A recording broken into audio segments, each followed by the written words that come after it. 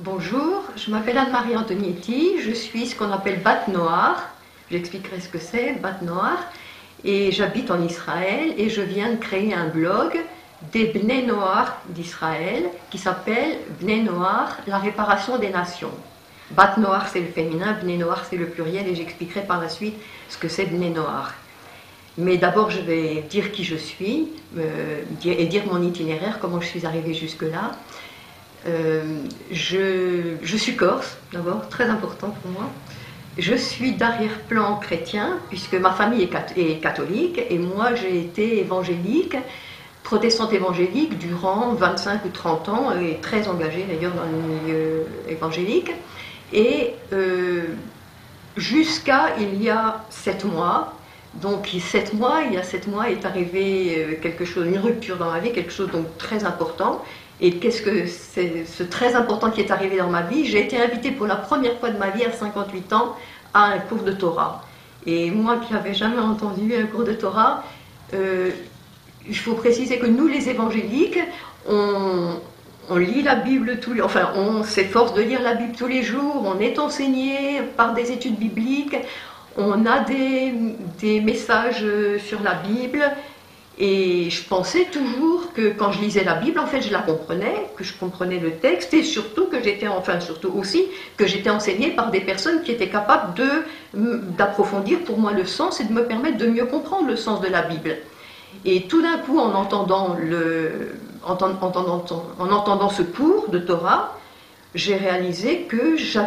n'avais jamais en fait entendu vraiment le sens des textes, que j'avais jamais vraiment compris de quoi il était question. J'avais même, à cause de la traduction française, là j'entendais expliquer les mots en hébreu avec les racines des mots, et un mot, même avec les lettres, et un mot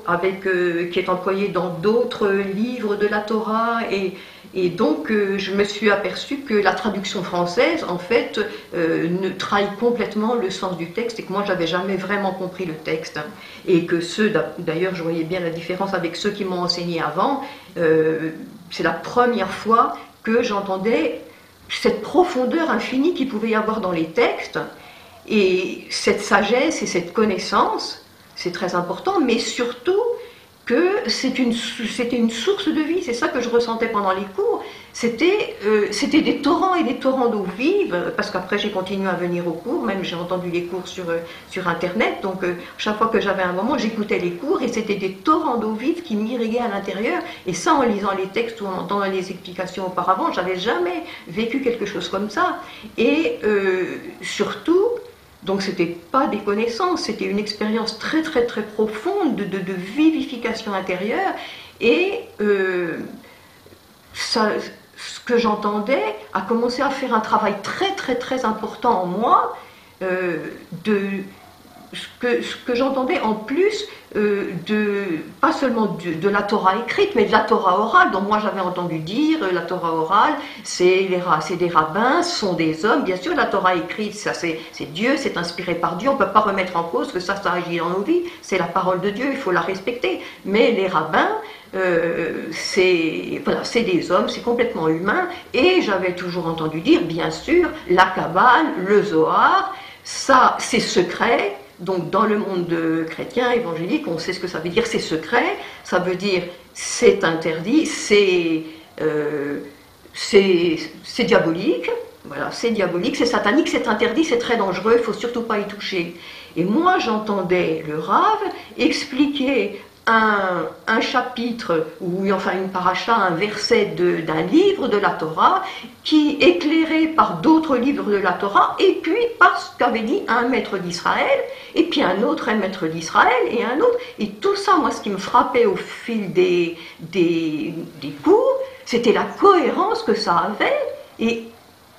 ce que disaient les rabbinim, ce que disaient ces maîtres d'Israël et ce que disait la Torah, c'était tellement imbriqué l'un dans l'autre que c'était ça qui faisait la signification et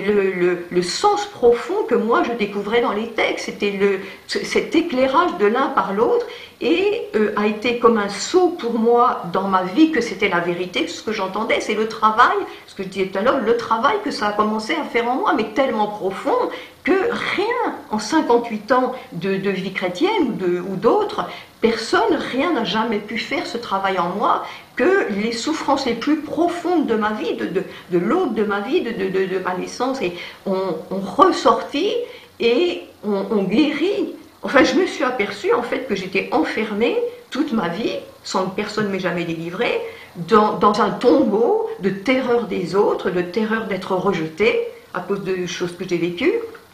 Et quand j'entendais, c'était en particulier, c'est ça qui m'a frappée, c'est quand j'entendais les Mahamarim, les écrits des maîtres d'Israël, en entendant ces Mahamarim, ça mettait le doigt sur des choses que j'avais vécues et sur des blocages qui étaient en moi, sur des mauvaises réactions, sur des mauvais fonctionnements. Et c'est là que je me suis aperçue que en fait, j'avais été trompée. On a toujours dit, voilà, quelqu'un a résolu pour nous tous les problèmes. On est sous la grâce. On nous dit exactement, les choses anciennes sont passées, toutes choses sont devenues nouvelles. Et moi, je voyais dans ma propre vie, mais ces souffrances, elles sont toujours là. Les mauvais fonctionnements, ils sont toujours là. On peut dire, toutes choses sont devenues nouvelles, et puis tout balayer, faire abstraction de tout le passé. Mais moi, je voyais que tout était toujours là, et que j'étais enfermée, vivante, dans un tombeau de terreur des autres qui m'empêchait complètement d'être moi-même. Et j'avais vu, en fait, toute ma vie chrétienne, j'avais vu dans les assemblées, les gens bourrés de problèmes, ou dépressifs, ou toutes sortes de problèmes. C'est pas mon affaire, mais j'ai bien vu qu'on peut dire de façon abstraite, voilà, il a tout fait, tout est accompli, toutes choses sont devenues nouvelles, les choses anciennes sont passées, toutes choses sont devenues nouvelles, mais en fait, dans le concret de nos vies, rien n'est passé, et puis rien n'est devenu nouveau du tout. Et en fait, ce n'est qu'en entendant les écrits de ces maîtres d'Israël, dont on disait pourtant qu'ils étaient tellement dangereux et tellement occultes et tellement tout ce que j'avais entendu, c'est ça, en fait, qui m'a guéri et qui a libéré ma vie. Et je voyais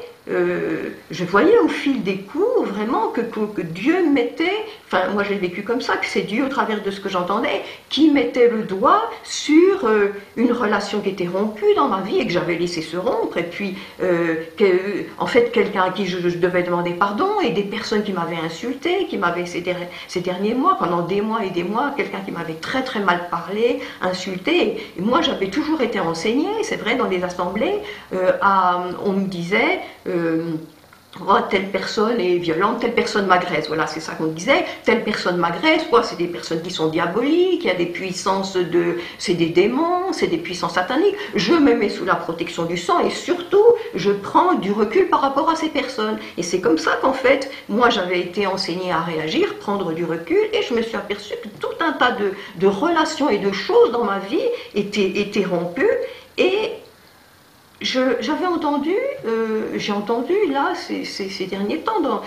parler de tikkun, et je ne comprenais pas du tout ce que ça voulait dire, parce que moi j'ai donc été enseignée, quelqu'un a tout fait pour nous, voilà, tout est accompli, tout est... Et comment j'ai besoin moi de tikkun, de réparation si tout a déjà été fait, qu'est-ce que moi j'ai à réparer? Et puis, en plus, c'est vrai que si quelqu'un a déjà tout fait, moi je suis très passif par rapport à ma propre vie. J'ai été enseignée comme ça, lui il a tout fait, il a tout accompli, tout est aboli, et puis moi je reçois tout par grâce, voilà. Mais je suis très passive. Et là, tout d'un coup, je voyais que j'étais vraiment l'acteur de ma vie. Je commençais à éprouver une joie extraordinaire, même de voir ces choses paradoxales, ces choses qu'il y avait à réparer dans ma vie. Ça créait en moi un dynamisme et ça commençait à créer en moi une joie que je suis, même si j'avais l'impression que je mourrais en faisant ces démarches de cette personne qui m'avait insultée, qui avait été tellement méchante pendant des mois. Je suis allée voir cette personne et je me sentais responsable de ma vie. Je sentais que je vivais, je sentais que la vie était passionnante parce que je pouvais réparer ma vie vie, parce que moi j'étais responsable, c'est moi qui étais responsable de me prendre en main, et c'était moi qui étais responsable de faire quelque chose pour... je ressentais comme si ma vie, avec des souffrances, et puis que j'avais été éclatée, que j'avais été écartelée, et qu'il y avait, voilà, que j'étais comme dispersée, et à mesure que je faisais ces pas, ma vie était réunifiée avec une personne, réunifiée en moi-même par rapport aux autres et donc aussi par rapport à Dieu. Et j'entendais dans les cours toujours dire Dieu sera roi sur toute la terre. Voilà, ça c'était Dieu sera un et son nom sera un. Et quand je voyais ma vie qui se réunifiait comme ça, moi-même avec les autres et avec Dieu, j'éprouvais une joie d'être responsable de ma vie et ça m'apparaissait un chemin de vérité parce que je rentrais moi dans ma propre vie, dans mon propre concret, dans cette unité dont on me parlait et je voyais, on entendait parler de délivrance et je voyais que moi, comme ça dans ma vie, je pouvais marcher vers cette délivrance et même en me réconciliant avec des gens, participer à cette réparation aussi, bon, j'allais dire de l'humanité, c'est un grand mot, mais au niveau de ces personnes, et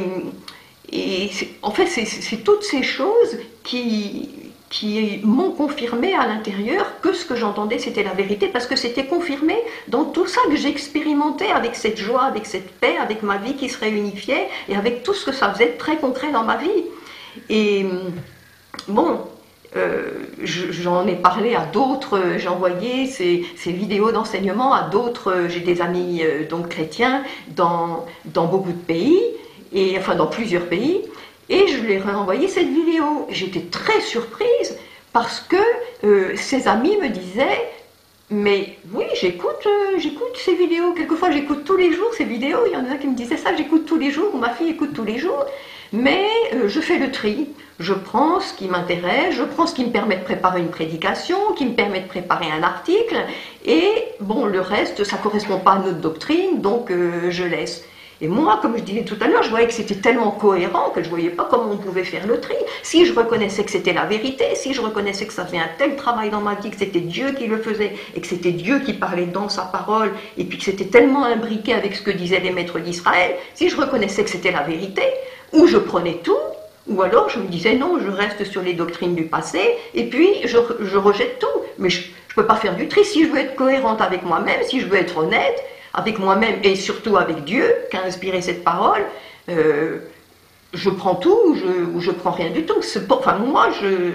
à mon échelle, je pensais que c'était de l'hypocrisie, que je ne pouvais pas faire un tri comme ça. Et donc, comme je voyais que c'était la vérité, en fait, j'ai décidé de tout prendre. Et c'est vrai que c'est quand même très difficile quand on a été enseigné. Pendant 58 ans, j'ai été enseignée et je me rendais compte, en fait, sont posées pour moi beaucoup de questions, parce que en tant que chrétien, on cherche, on dit qu'on aime Israël, que Israël c'est nos racines, on cherche nos racines dans Israël, et puis plus j'entendais, en fait, plus je venais au cours, et puis plus je me rendais compte que en fait, il n'y a aucun rapport, c'est des pensées qui sont complètement différentes, des systèmes de pensée qui sont complètement différents. Et moi, ce que j'aimais justement dans les cours de judaïsme que j'entendais, c'était l'équilibre. Sur tous les sujets, ce que j'aimais, c'était la position parfaitement équilibrée. Et ce que je voyais, ce qui était décrit, c'était que la position du christianisme, dans laquelle j'avais été enseignée, à tous les coups, c'était un extrême des deux, donc complètement bancal, il manquait toujours cet équilibre-là. Et l'autre chose qui me gênait aussi, enfin ce qui faisait me poser des questions, c'était que moi j'avais été enseignée, ça c'était une énorme question pour moi, très très difficile, donc pour prendre position par rapport à ces nouveaux... à la Torah et à ce nouveau message que j'entendais, j'étais restée avec tous ces enseignements, comme je disais tout à l'heure, tout est accompli. Et donc, comment je me situe? Il est venu quelqu'un déjà, bon, qui va revenir, on nous disait, enfin on dit toujours, il a tout accompli, il a accompli la loi voilà, est accomplie, donc il ne faut plus se mettre sous la loi, les fêtes d'Israël sont accomplies, il a accompli Pessah, il était l'agneau pascal, il a accompli Shavuot, il a répandu son esprit, il va venir accomplir Sukkot, et aussi les sacrifices juifs sont accomplis, il est l'holocauste parfait, il est le sacrifice d'expiation parfait, enfin bref, tout est accompli. Bon, bien sûr, la rédemption, il n'y a plus besoin de tikkun, il n'y a plus besoin de quoi que ce soit, la rédemption est accomplie, et alors je me posais une question énorme, mais qu'est-ce qu'on fait d'Israël? Comment on dit on aime Israël? Et puis Israël c'est nos racines, mais en fait finalement on lui a tout pris, tout est déjà accompli et il ne reste rien à Israël. Et alors arrivait un problème énorme pour moi, parce que comment ça se fait que celui-là dont Dieu n'a plus besoin finalement, il le ramène sur sa terre, il lui redonne sa terre, et il les ramène de plus en plus sur leur terre. Et pourquoi, si tout a déjà été accompli et que Dieu, dans son plan, n'a plus besoin d'eux et que nous, on ne doit plus se situer par rapport à eux comme ça, qu'on aurait besoin de la rédemption ou quoi? Et, bon, évidemment, la réponse, je l'ai entendue des milliers de fois, c'est que, bien sûr, celui qui aurait tout accompli, dont on nous dit qu'il a tout accompli, va revenir, mettre ses pieds sur la montagne des Oliviers, qui va s'ouvrir en deux, et va établir le règne de paix pour 1000 ans. Et donc, celui-là, il ne peut revenir que lorsque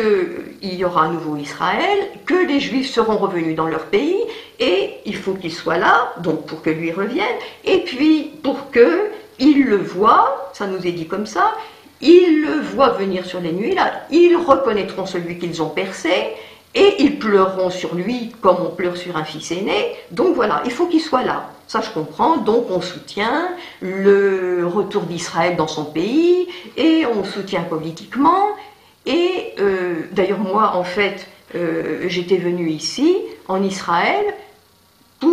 parce que j'ai pris conscience, enfin bon, moi je suis corse, les Corses on ne supporte pas l'injustice, et j'ai pris conscience de tous les mensonges des médias, enfin pas tous les mensonges, j'ai pris conscience des mensonges systématiques des médias à l'égard d'Israël, et j'ai voulu venir ici, j'ai commencé à faire des courriers à nos autorités pour donc soutenir Israël, rétablir comme je pensais la vérité, et j'ai créé un site internet qui s'appelle toujours d'ailleurs un amour inconditionnel pour Israël, et je suis venue ici comme bénévole. Donc il y a 7 ans, pratiquement 7 ans que je suis bénévole dans des maisons de retraite ici pour voir ce qui se passe, et des sites internet me demandaient d'écrire, où j'écrivais, ils mettaient en ligne. Donc autant les courriers que je faisais aux autorités ou aux autorités ou à ma honte à des organisations chrétiennes, des organisations évangéliques contre Israël, qui prennent position contre Israël, remettant en cause ses droits. Donc je faisais ces courriers, et aussi des articles pour les sites pour dire bon, qu'est-ce qui se passe réellement. Moi je suis ici, je vois comment on appelle, les tilim, les missiles qui sont sans cesse lancés. Après quand Israël réagit, c'est eux qui tuent les bébés, et je vois ce qui se passe ici, à chaque fois qu'ils sont les victimes. Après le monde entier leur tombe dessus, c'est eux qui tuent, c'est eux qui sont les coupables, c'est eux qui sont les coupables de tout, ils font rien, ils sont les coupables, les autres en face font quelque chose, c'est encore Israël qui est les coupables. Donc moi je suis venue ici, et j'ai commencé donc à faire ces articles. Et puis donc tout d'un coup, en voyant tout ça, que j'ai réalisé que moi je venais pour défendre, et puis d'autres chrétiens, on vient pour défendre Israël contre celui qui vole sa terre, et tout d'un coup je prenais conscience que moi je faisais partie de celui qui vole son identité, de celui qui pendant 2000 ans a volé son identité. Comment moi je peux me permettre de lutter contre ceux qui volent sa terre alors que je fais partie, mes pères pendant 2000 ans ont volé et continuent à voler, les chrétiens, son identité, à se substituer complètement à Israël, puisque tout ce que Dieu leur a donné, la loi, les fêtes, les sacrifices et ce tikkun, cette réparation des nations, ils ont tout remplacé. Et j'ai réalisé que j'étais dans une substitution totale d'Israël par les chrétiens dont je faisais partie, et que moi je me permettais de voler, de lutter contre celui qui veut voler, qui vole la terre, mais c'est chutzpah, c'est impensable. et je me suis rendu compte que c'est une position complètement impossible en porte-à-faux, et qu'il faut que je sorte, si je veux pouvoir soutenir Israël, ses droits à sa terre, ou ses droits, il faut que je sorte de cette substitution. Et puis d'ailleurs, Israël, c'est ses droits que Dieu a donnés, n'a pas besoin de moi. Mais bon, c'est important quand même de manifester notre soutien, et c'est quand même important l'engagement. Mais en sortant de la substitution, sinon qu'est-ce que j'ai à dire? Et alors je cherchais comment sortir de cette substitution. D'autant plus que, bon, évidemment, des chrétiens ont commencé à me répondre, parce que je mettais des vidéos, voilà, je mettais des vidéos d'enseignement de la Torah, ou je mettais des vidéos de Bnei Noach sur mon mur Facebook, donc des chrétiens ont commencé à m'écrire, et ça m'a obligé à vraiment chercher, mais finalement, c'est vrai que cette Torah fait un effet extraordinaire dans ma vie, je me rends compte de la substitution, mais voilà, je creusais davantage, et je voulais étudier davantage, je voulais avant de m'engager, et vraiment être sûr, et je cherchais, puis c'est vrai que j'étais frappée quand même, et par les incohérences, par les incohérences de la position qu'on a en tant que chrétien, parce que j'arrivais pas à comprendre comment, en fait, au début il y a un peuple, Dieu choisit un peuple, à qui, enfin il dit qu'il les choisit pour l'éternité, il les aime d'un amour éternel, je t'aime d'un amour éternel, c'est pourquoi je te conserve ma bonté, et en plus quand on lit les textes, on a beau dire que c'est nous, enfin on lit comme ça les chrétiens, voilà c'est nous, il est question d'Israël, et Jérusalem, Sion, c'est nous les chrétiens, c'est nous, Dieu nous aime, mais attends, ouvrez les yeux, c'est marqué partout, Israël, je t'aime d'un amour éternel, je t'ai gravé sur la paume de mes mains, et c'est partout une histoire d'amour avec Israël. Et mes entrailles se retournent, enfin je ne sais pas comment ça se dit en hébreu, mais dans la traduction française c'est comme ça, ces entrailles se retournent quand Israël s'en va, bon. Et donc il y a ce peuple que Dieu aime d'un amour éternel et lui conserve sa bonté. Et puis tout d'un coup après, il y a un autre peuple, et ce qui me frappait, c'est qu'à la fin, au moment de la délivrance, il est écrit 10 personnes des nations saisissent un juif par le pan de son vêtement, par le pan de son manteau, disons, comment ça se fait? Et voilà, ils disent nous irons avec vous parce que nous avons compris que Dieu est avec vous. Mais au moment de la délivrance finale, comment ça se fait que c'est pas un chrétien? Moi j'étais frappée, comment c'est pas un chrétien que les gens des nations saisissent et disent mais voilà nous irons avec vous parce que nous avons compris que Dieu est avec vous. Comment ça se fait? Dieu avait un peuple, après il a rejeté le premier et puis il l'a effacé, il a choisi un autre peuple, et comment ça se fait qu'on retrouve ce juif à la fin? Pourquoi c'est pas un chrétien? Donc c'était incohérent. Où sont passés les chrétiens en plus? Et aussi Dieu donne la Torah, après on nous dit on n'est plus sous la loi, on est sous la grâce. La loi mène à la mort, la Torah mène à la mort, mais c'est la Torah du Dieu vivant. Est-ce que Dieu donne une Torah pour la mort? Mais moi, ce que je voyais, c'est que Dieu, ce que j'expérimentais, c'est que Dieu donne la Torah pour la vie. C'est un Dieu de vie qui donne la Torah à son peuple. C'est pour la vie. Alors donc Dieu donne la Torah. Après, on n'est plus sous la Torah. On nous disait, on est sous la grâce. Il n'y a plus de Torah. Et à la fin, au moment de la délivrance, au moment du dévoilement de la lumière, du dévoilement du Mashiach, de la délivrance finale, là on devrait être dans la paix, on devrait être dans la joie, on devrait être dans la grâce. Tout d'un coup, il y a cette Torah qui sort de Sion, d'où elle sort, c'est là, elle ne sait pas qu'on est sous la grâce. C'est quand même quelque chose. Et moi je trouvais ça incohérent, qu'il y a un peuple, après il y en a un autre, et Dieu reprend le premier, et puis il y a une Torah, et puis après on est sous la grâce, et puis à la fin il y a la Torah, et Dieu avait fait une alliance, et c'était une alliance éternelle qui est répétée à Abraham, Isaac, Jacob, comme à Paramim, combien de fois, et c'est même dans ce qu'on appelle le Nouveau, enfin ce que les chrétiens appellent le Nouveau Testament, dans la lettre aux Hébreux, c'est même dit que pour ajouter de la force à cette alliance, Dieu jura par lui-même, parce qu'il n'y a pas plus haut que lui, il ne pouvait pas jurer par plus haut que lui-même, il jura par lui-même, pour montrer l'immutabilité de cette alliance, de cette promesse. Donc Dieu fait une alliance, et puis après tout d'un coup, cette alliance qui était immuable, elle est devenue ancienne, et puis il y a une alliance nouvelle, avec d'autres, mais quand on lit le texte qui concerne l'alliance nouvelle, et le cœur nouveau dont on nous parle, qui serait le nôtre en tant que chrétien, en fait on lit, en particulier dans les textes d'Ézéchiel, 36, 37, surtout ceux-là, que cette alliance, elle concerne un peuple qui a été dispersé dans les nations, et que Dieu dit, je vous ramènerai, je vous établirai dans votre pays, et je ferai fructifier votre pays, et voilà, je vous ferai avec vous une alliance nouvelle et je vous donnerai un cœur nouveau, je vous laverai. Donc, nous, où est-ce qu'on a été dispersés, les chrétiens? Où est-ce qu'on a été dispersés? Dans quel pays? Quel pays Dieu a promis à nos pères où il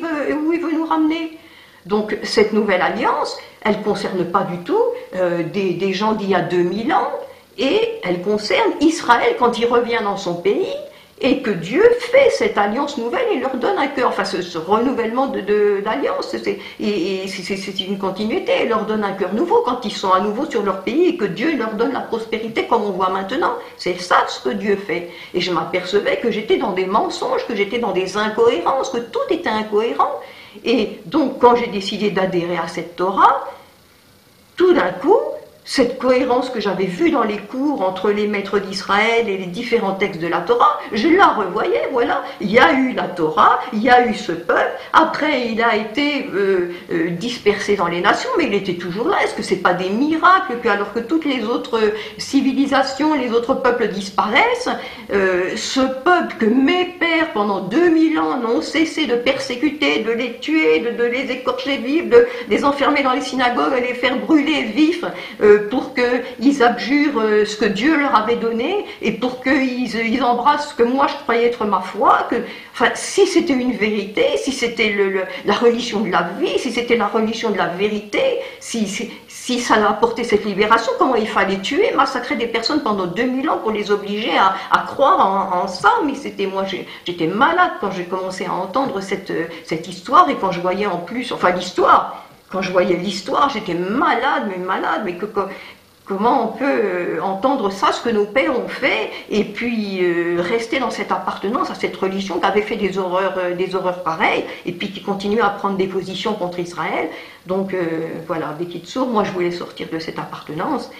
et je ne savais pas en fait comment me situer, parce que je connaissais rien d'autre en fait. On a tellement... Enfin, moi, ce que je connaissais, c'est vrai, c'était les chrétiens, les juifs, et je n'avais pas du tout la conviction, moi, ma place, c'est pas du tout de me convertir au judaïsme. Il y a les juifs qui ont reçu la Torah, et puis les nations, et moi, je suis des nations, et donc... voilà, je n'avais pas dans le cœur du tout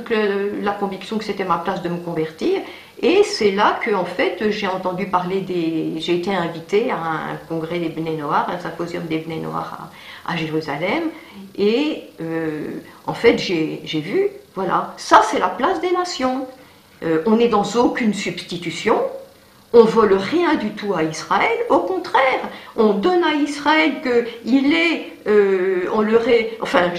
rétablit, c'est pas à nous à rétablir quoi que ce soit, mais je veux dire, il est pour nous ce que Dieu a dit qu'il était, il est la lumière du monde, c'est pas du tout les chrétiens, les chrétiens, on nous a enseigné, enfin nous, comme moi j'étais chrétienne, on nous a enseigné, c'est nous la lumière du monde, mais non, mais pas du tout, mais Dieu dit, c'est Israël qui est hors la Goïm, qui est la lumière du monde, et c'est lui que Dieu nous donne comme enseignant. Et donc les Bnei Noach, enfin on en parlera une autre fois, mais les Bnei Noach, ce sont les non-juifs justement, qui veulent recevoir d'Israël l'enseignement de ce qu'ils ont reçu de Dieu, et voilà, on se situe comme ça par rapport à eux, et c'est vrai que c'est... Enfin, on rentre dans cet amour d'Israël, mais d'une façon complètement nouvelle, en se situant dans le projet de Dieu, Israël reçoit sa Torah, nous les nations, on a cette place de Bnei Noach qui reçoivent ce qu'on appelle les 7 lois de Noé, les lois noachides, qui nous sont expliquées par Israël, et puis ensemble on forme ce corps dont on parlera une autre fois.